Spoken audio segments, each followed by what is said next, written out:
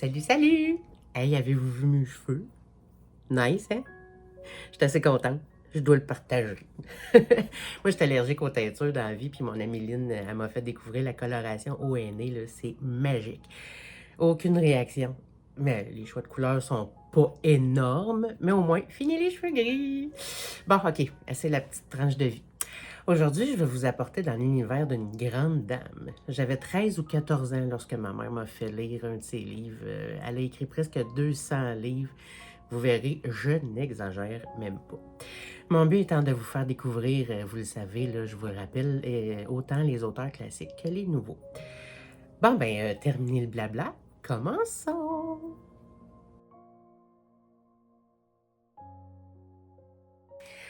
Mes sources pour ce livre proviennent de Wikipédia, de la librairie L'Autre Monde et de Goodreads.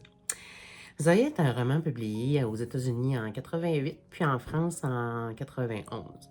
Le livre poche publié en 92, lui, il compte 478 pages, sinon les autres versions diffèrent en nombre de pages. En 95, il est adapté en téléfilm sous le titre Zoya, Les chemins du destin, réalisé par Richard A. Colla avec Melissa Gilbert dans le rôle principal. Bon, j'imagine que vous ne les connaissez pas. Moi, en tout cas, je ne les connais pas. Peut-être que nos amis européens les connaissent, je ne sais pas. Je m'excuse en avance pour la prononciation des noms qui vont suivre et des mots anglais qui seront fort probablement sabotés. Danielle Steele, né Danielle Fernand Shuleen Steele le 14 août 47 à New York. C'est une romancière américaine renommée pour ses nombreux best-sellers dans le genre de la romance. Elle est la fille unique de John Shuleen Steele, descendant des fondateurs de la bière Lowenbrough, et de Norma de Camara Stone Dosreed.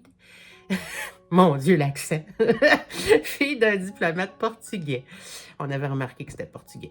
Elle passe une partie de son enfance en France. Bonjour mes amis français. Recevant une éducation soignée. Ses parents divorcent en 1955 et à partir de ce moment, elle sera élevée entre Paris et New York. La chanceuse, tu sais, l'Europe puis les États-Unis. Non, pas les États-Unis. Bref, excusez. À 15 ans, elle obtient son baccalauréat du lycée français de New York et en 1963, elle intègre la Parsons School of Design et commence également des études à l'Université de New York. Cependant, elle interrompt son cursus en raison d'une maladie. C'est un petit peu plate.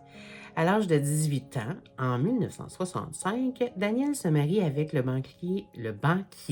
banquier français Claude-Éric Lazare.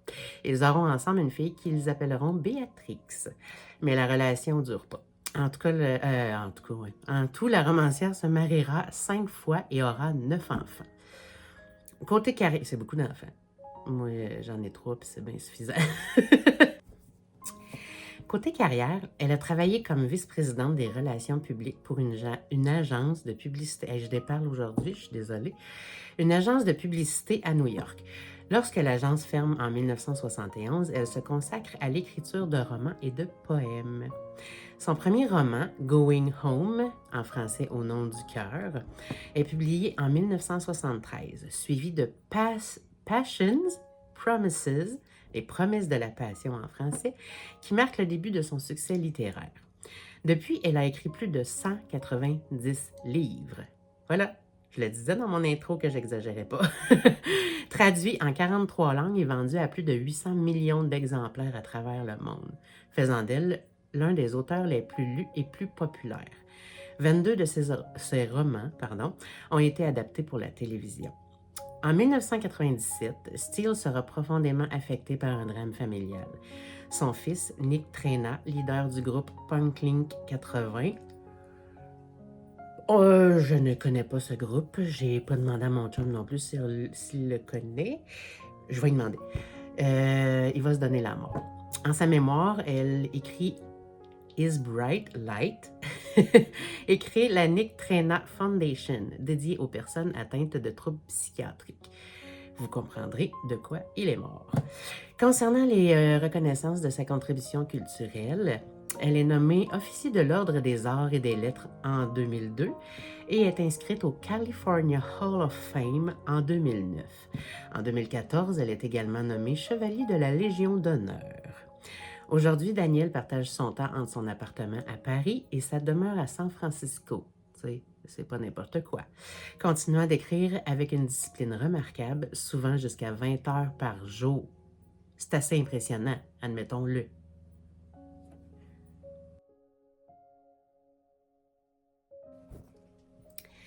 Zoya est un roman qui mêle romance et histoire avec une grande fluidité. Il retrace le destin mouvementé d'une jeune aristocrate russe forcée de fuir son pays après la révolution bolchevique. On y découvre la Russie impériale et son effondrement, puis la vie des exilés russes à Paris avant l'Amérique des années 1920-1930. L'héroïne est touchante et inspirante, elle incarne la force et l'adaptabilité. Un extrait. Les trois femmes avaient commencé à dîner sans attendre Constantin, et Evgenia avait immédiatement deviné ce qui s'était passé lorsqu'elle avait entendu les hommes entrer. Les autres soldats se tenaient avec embarras dans le vestibule où retentit un cri terrifiant comme Natalia apercevait son fils et qu'elle s'évanouit sur le seuil de la porte. Certaines transitions dans l'histoire sont trop rapides, il y a beaucoup de clichés. Le caractère du récit est mélodramatique et prévisible par moments, mais il faut reconnaître que le contexte historique est intéressant. Zoya tiendra tête à sa grand-mère qui a dû fuir avec elle. Elle rencontrera l'amour par 2 fois et se retrouvera aux États-Unis, où elle vivra encore des émotions fortes. Une femme avec une grande résilience. Un deuxième extrait. Il était tenté de la prendre de nouveau dans ses bras, mais il savait qu'il ne le devait pas. Mieux valait donner à Zoya le sentiment que la rupture venait d'elle, lui laisser intact un peu d'amour-propre. Mieux valait que ce soit son cœur à lui qui soit brisé. L'auteur aborde ainsi plusieurs sujets, le choc des classes, l'exil, la reconstruction d'une vie, l'amour et la perte, le rôle des femmes dans un monde en mutation, et même le monde de la mode et du luxe dans l'entre-deux-guerres. Un dernier extrait. Elle fut suffoquée et son visage prit une pâleur de mort. Il fut frappé par sa maigreur. Le prince Vladimir avait raison. Elle se tenait en face de lui, une expression apeurée dans ses grands yeux, avec une mine épouvantable.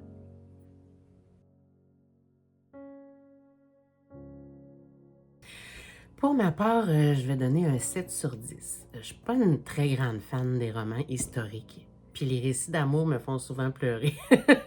Je suis vraiment trop sensible. Mais malgré tout, je me suis laissée trimballer par Steele et je suis passée par plusieurs émotions. Donc, ma note est justifiable.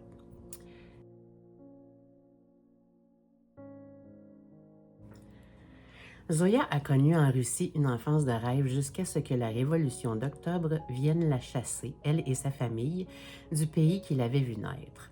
C'est ainsi que la jeune fille doit apprendre à survivre dans la misère la plus grande, alors que jamais auparavant elle n'avait eu à se préoccuper du lendemain. Mais elle se découvrira des talents insoupçonnés et l'amour, heureusement, lui réservera la plus belle des surprises. Danielle Steele nous raconte avec émotion et sensibilité toute la vie de cette femme qui connaîtra la fin de la Première Guerre à Paris, les années folles en Amérique, puis la crise économique et les ravages cruels dont celle-ci sera la cause.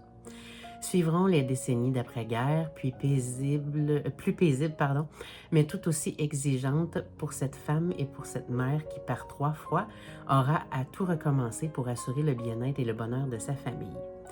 Zoya, c'est une histoire fascinante, belle et captivante qui rejoindra tous les lecteurs.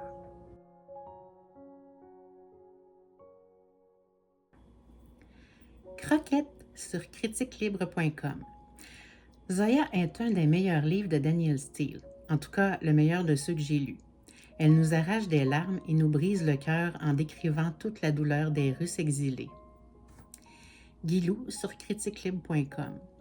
Je suis également une inconditionnelle de Danielle Steele. Elle sait si bien nous émouvoir. Et Zoya, en particulier, est un de ses plus beaux récits jusqu'à présent.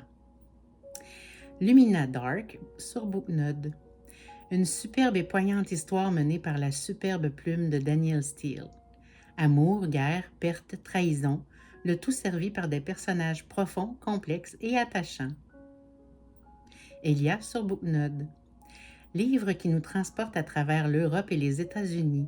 La jeune héroïne est très touchante, ce qui fait qu'on s'attache facilement à l'histoire.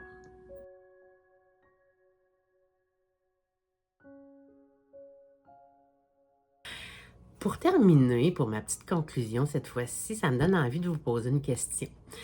Vous aimez un auteur classique en particulier? Si oui, lequel? Moi, j'en aime plusieurs parce que j'ai été bercée par Stephen King, Mary Higgins Clark, Patricia Highsmith, Patricia Cornwell, etc., etc. Oui, ça trahit un petit peu mon âge. Bref, c'est ça. N'oubliez pas de commenter pour répondre à ma question. N'oubliez pas de m'encourager en vous abonnant, en mettant un petit pouce, en activant la cloche pour ne pas manquer mes nouveautés. Ça aide beaucoup pour le référencement. C'est ça. Fait que, à la prochaine. Ciao!